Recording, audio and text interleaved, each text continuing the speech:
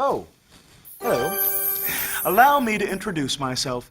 Clavelius Frederick Farkleby is the name, and I am your guide to a most magical place. You see, somewhere between here and there lies a place you won't believe, as vivid and bright as a rainbow kite that dances in the breeze.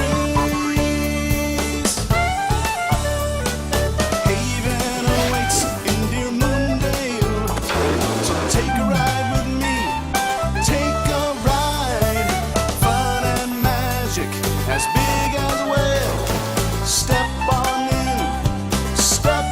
in, come on and see. Come meet me in Moondale Haven. Haven awaits here in Moondale, so take a ride with me, take a ride. Fun and magic as big as a whale. Step on in, come on and see. Come meet me in Moondale Haven. Come on and see. Come meet me in Moondale Haven. Come on and see. Come meet me in Moondale Haven. Moondale Haven.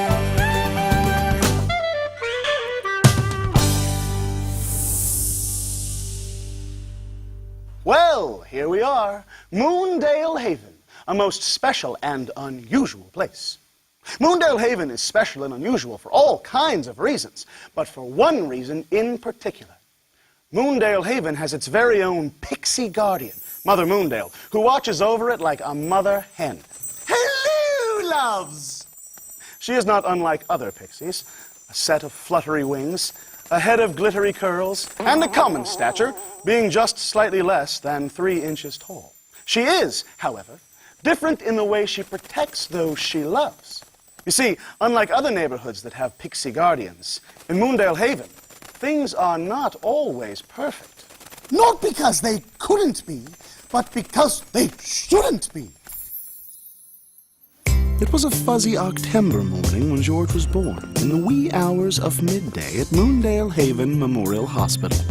George was born as any other child might be, with one extraordinary exception. Well, Doc, give me the good news. Exclaimed Daddy Pops, pacing a ditch in the waiting room floor. The news is all good. Couldn't be better. Boy or girl? That's a very good question. You see, your child, although born without complications, was also born without a body.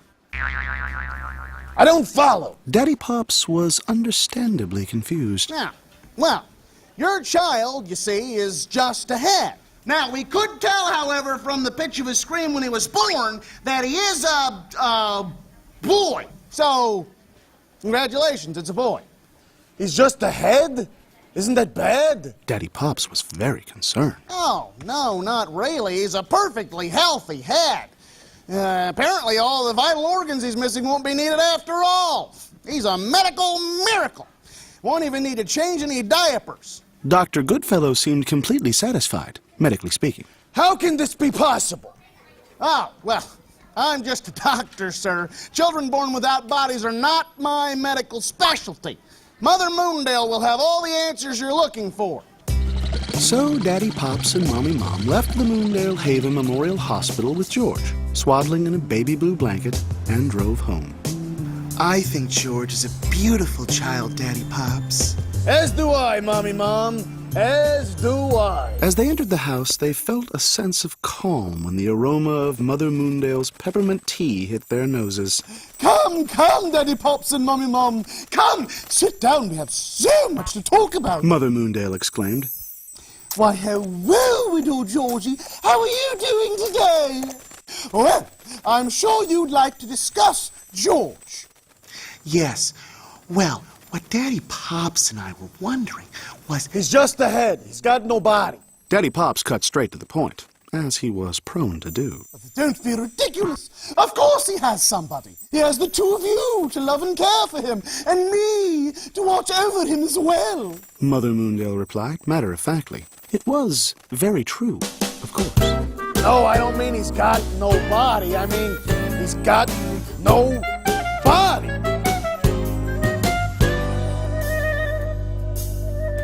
He's just a head.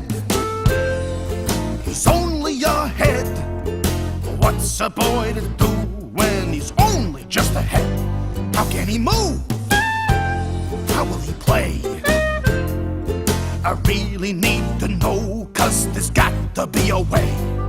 It's not that we don't love him. We do. But we just thought that had you caught what the experts had not, and did you spot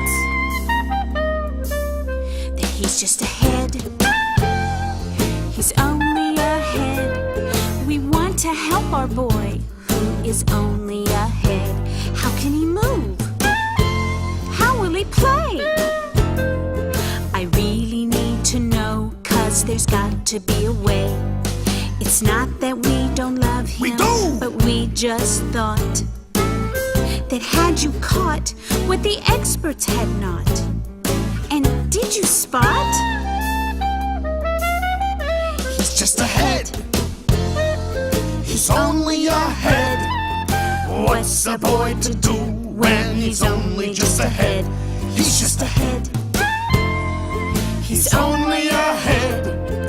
What's a boy to do when he's only a head? He's just a head. He's just a head. He's only a head. Oh, yes, that. A minor inconvenience is all that is. He'll go through life with his own set of obstacles, just like you. Why, in light of the situation, I've made some changes to the Haven. I've taken care of everything. And she had. As the years passed, George had a wonderful childhood. Just like other children, George loved to play. He loved his toys, and he loved rolling and hopping. Daddy Pops laid special padded carpeting all over the house so George could play safely whenever and wherever he wanted. He was a very happy child, and they were a very happy family. But when George turned 5 years old and was to start kindergarten, Mommy Mom expressed some concerns to Mother Moondale. At school, there'll be no one to take care of him. Mommy Mom said with motherly concern. And the hard tile floors will make it very hard for him to move around. And they could be a tad chilly, and I don't want him to catch cold. Oh, Mommy, Mom, why do you always went so? Why, Daddy Pops and I were just discussing this very subject, and he's right now in the garage building something very special indeed. Let's go have a look-see-pixie, shall we? So Mommy Mom and Mother Moondale went out into the garage where Daddy Pops was building something very special indeed. Daddy Pops proudly showed them the George board, which was a skateboard, but not an ordinary skateboard. It was constructed of pure redwood to provide a sturdy and well-constructed platform for the miniature leather bucket seat that was positioned right in the middle. A small head belt was attached to it, so that George might be comfortably strapped in with it snug across his forehead. A fine titanium-grade alloy roll cage made for a most safe body of the vehicle, and instead of a steering wheel, once strapped in, 2 separate steer levers extended to fit under each eye. To steer, all George had to do was squint. Simply by squinting his right eye, the George board would veer to the right, and by squinting his left eye, the George board would veer to the left. It was most ingenious. I don't know if I'm ready for him to drive yet. Mommy Mom said nervously, as mothers often do. I think it's way cool. George said excitedly. It was, after all, most cool indeed. But it doesn't even have a motor. A minor detail. Mother Moondale said dismissively. But I have arranged for the hills of Moondale Haven to shift twixt the morn and afternoon. All you will have to do is strap George in, set him outside the door, and he'll roll right to school at the bottom of the hill. In the afternoon, his teacher will do the same thing, because now home will be at the bottom of the hill as well. I've even given him his own lane between the sidewalk and the road. And so it came to pass that motorists learned of the George Lane. And every day, George would comfortably and safely fly down the hill in the morning to school. He would park in his Mother Moondale designated parking spot, and every morning, George's school teacher would meet him at the door and take him to class in his travel case, which was really a bowling ball bag which had been customized with velvet interior and a cutout window for George to see. George loved school, and he had many friends. He had no problems playing with other children, rolling and hopping around during playtime, stacking blocks with his nose and teeth. The other children loved to play with George because he laughed all the time. But of all of George's friends that he went to school with and played with every day, there was one whom he was especially fond of. Her name was Pollyanna, and she was, in George's eyes, the most beautiful girl he had ever seen. She's the most beautiful girl I've ever seen.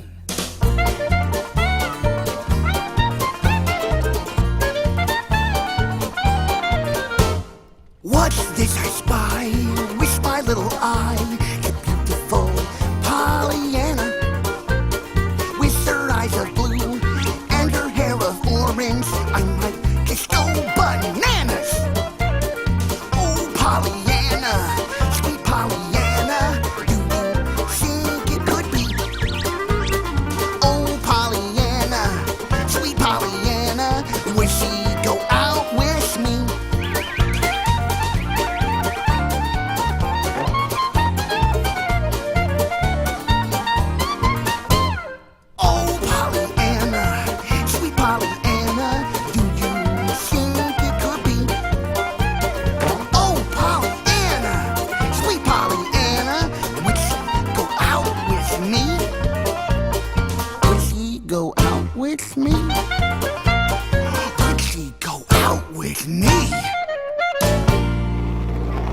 Pollyanna was the first person George ever saw on the first day of school as he rolled into his parking place. He had watched her as he waited for his teacher to come and get him, as she walked toward the school, stopped at the grapevine that grew beside the sidewalk, and plucked a single, solitary grape from the vine and ate it slowly, savoring every bite. And every morning since, she had done the exact same thing, always stopping at the grapevine to pick and slowly eat one single grape. How I do adore these grapes. And so, with a head full of steam, George bravely decided he was going to ask Pollyanna out on a date. Oh, hi, George. Hi, Pollyanna. George said nervously, as he was very nervous. You really like grapes, huh? Oh, I love grapes. And as she spoke, she selected her grape for the day and slowly, carefully, placed the plump grape in her mouth and savored its taste.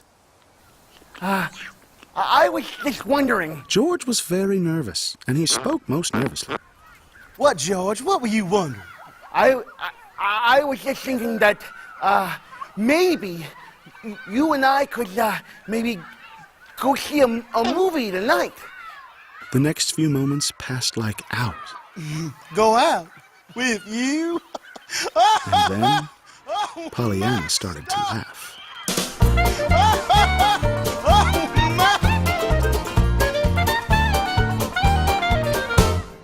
What's this I spy with my little eye? Little Georgie the hen, with his eyes are brown and his George boy, and a head of hair that's red. Oh, dear Georgie, my darling Georgie, did you really think it could be? Oh, dear Georgie, my darling Georgie, you go out with me?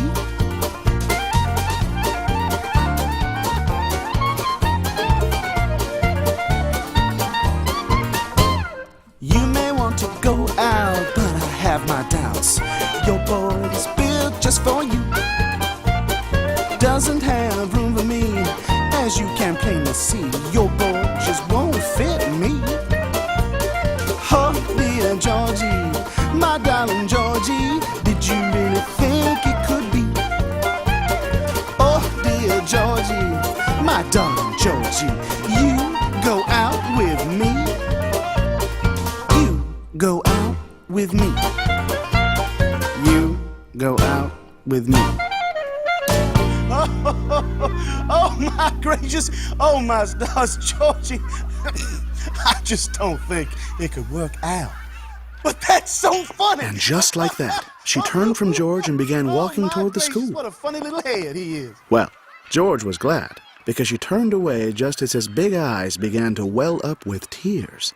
And after she had gone into the school, and George was sure there was no one else around, he began to cry very hard. George was so sad that he asked his teacher to leave him in his carrying case all day that day. He didn't come out at all, not even to play. But a whole day of not letting his feelings show proved hard on little George later that day on the way home. As he started down the hill in the George lane, he began to cry so hard that his optical steering levers began to buckle in confusion as his eyes quivered uncontrollably. He was going left and then right and then left again as the George board rolled shakily down the hill until finally he veered too far, rolling safely into some tall grass. And then he really began to cry. Oh, the agony and oh, the pain. I don't want to go through that again. My confidence is shot. My heart hurts to beat. My head hurts so bad. I want to cry in my cheeks because I'm ahead. She won't go out with me because I'm ahead. She won't go out with me. The person I'm inside is more than the head she sees.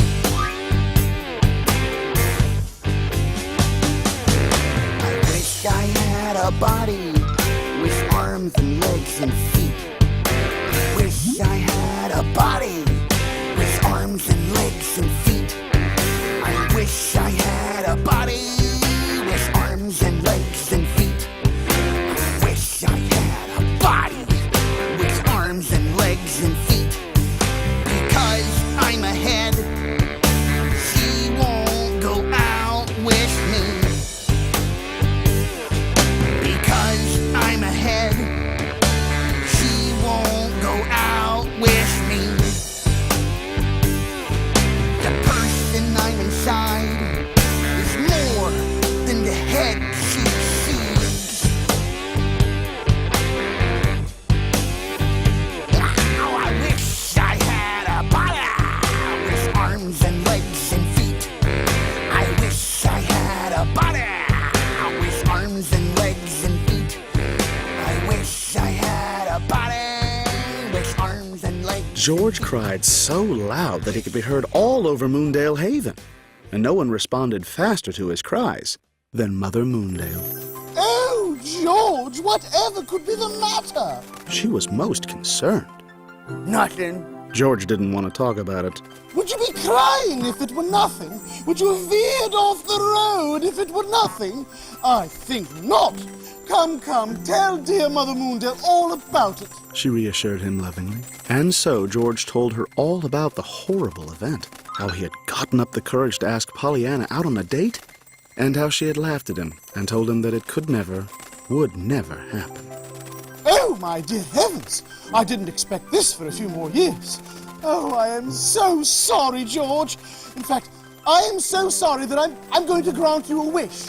I'll fix this right now, and I can be pretty sure that I know what you're going to wish for. And with that, she began whirling and twirling her magical pixie stick in figure eights and figure nines, gradually sprinkling George with magical pixie dust to grant the wish she was sure he would most definitely wish for.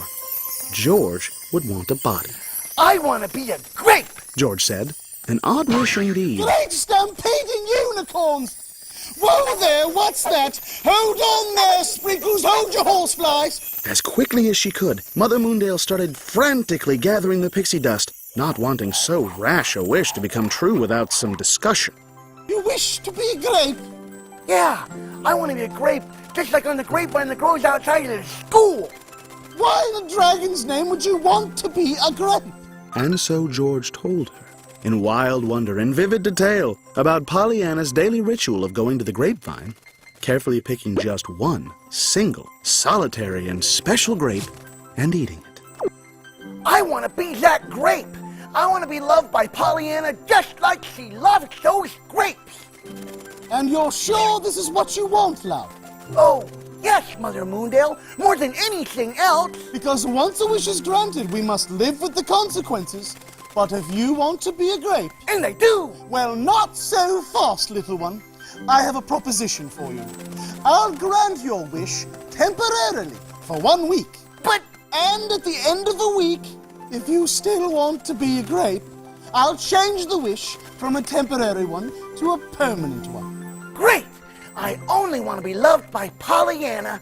Alrighty then. And with that, she began whirling and twirling her magical pixie stick in figure 8s and figure 9s, gradually sprinkling George with magical pixie dust to grant his wish of being a grape on the vine next to the school. And so, George the Head became George the Grape, nestled comfortably, hanging from the vine in the schoolyard. And George was happy, because he knew that soon Pollyanna would pick him. But days passed, 6 days in fact, and with each passing day, Pollyanna always picked some other grape. But never him, always another. George the Grape could have talked, he would have, but he was now just a grape. He wondered if he should have wished for something else. I wonder if I should have wished for something else. But realized this is what he had wanted. More importantly, he only had 1 day left. So when Pollyanna came around to selecting that one single, solitary, and special grape from the vine that was just to his left, he made his move. With a swing of grape momentum, he swung himself toward her hand in order that she would pick him. But at that moment, there was an awful roar. The roar of Bubba Magoon, the nastiest, rottenest, most meanest kid at Moondale Haven Memorial Elementary School, who, trying to scare Pollyanna, had jumped out of a bush and startled her silly. Oh, my gracious, I'm scared silly. Whose sudden, fearful jump caused her to jerk just as George touched her hand, and away he fell. Out of her hand, down the bush, and onto the sidewalk. All in a day's work. Bubba Magoon said to himself, his lip curling in a twisted sneer. But the smile quickly disappeared from his face. There, before him, was one last chance before school started to make his greatly rotten day even more rotten. Ooh, is that a grape? That was extremely squishy squirty. Is that a grape that I do see lying there defenselessly? 'Cause if it is, then it shall be red juice when I squash it with my feet. Red juice when I squash it onto me.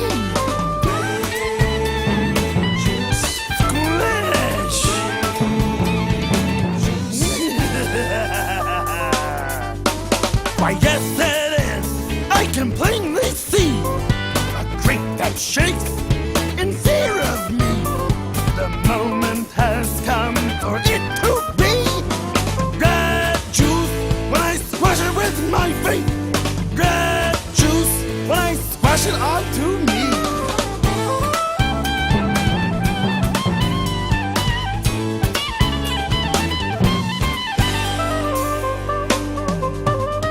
Will it squirt or will it squish? Will it be as flat as a dish? I can't wait for it to be red juice when I squash it with my feet. Red juice when I squash it onto me. Red juice when I squash it with my feet. Red juice when I squash it onto me. Squirt!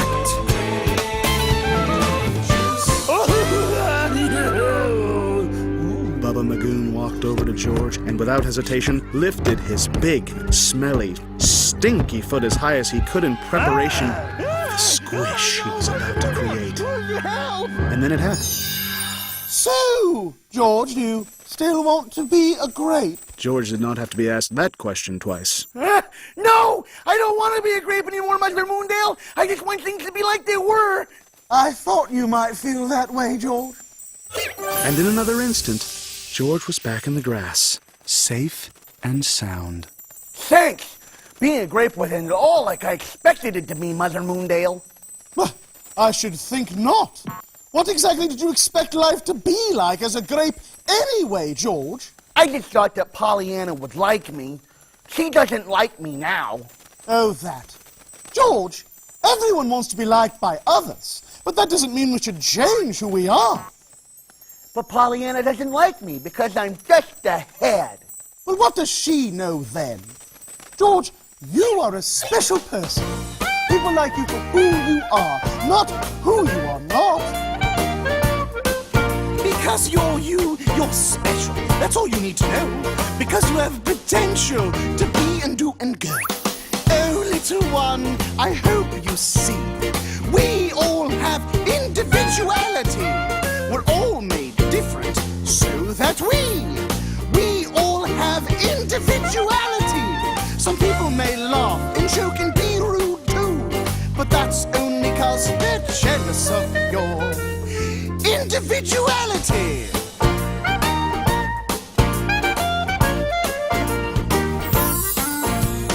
Oh, little one, I hope you see. We all have individuality. We're all made different so that we all have individuality. So don't worry what the others say or change for those who don't appreciate individuality.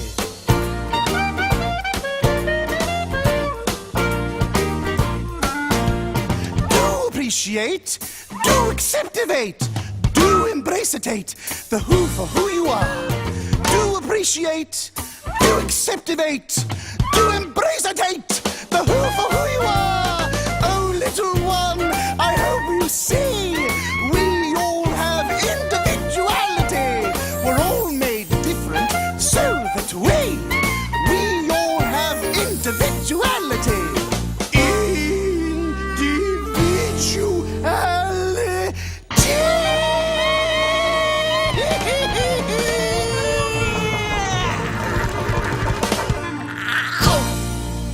Oh, George, you have many friends at school who play with you. You have your parents. You sure do. Absolutely, kid. We love you no matter what. And you have me, don't you? I guess. Most importantly, you have yourself. George, you don't treat other children differently because they're different than you, and you don't ask them to change to be like you. George, don't ever pretend to be something you're not just to please somebody else. Not ever. Okay, Mother Moondale. I hope you've learned something today, George. Oh, I have. What other people think about me isn't half as important as what I think of myself.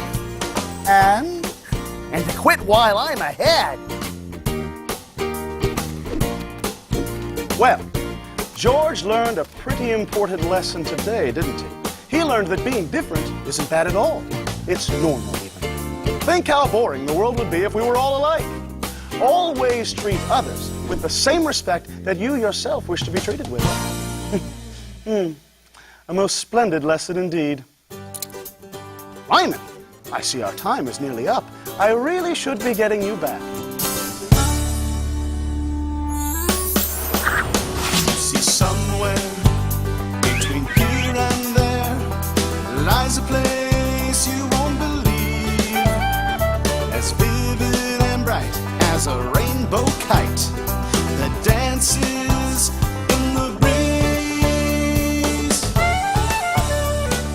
Haven awaits in dear Moondale, so take a ride with me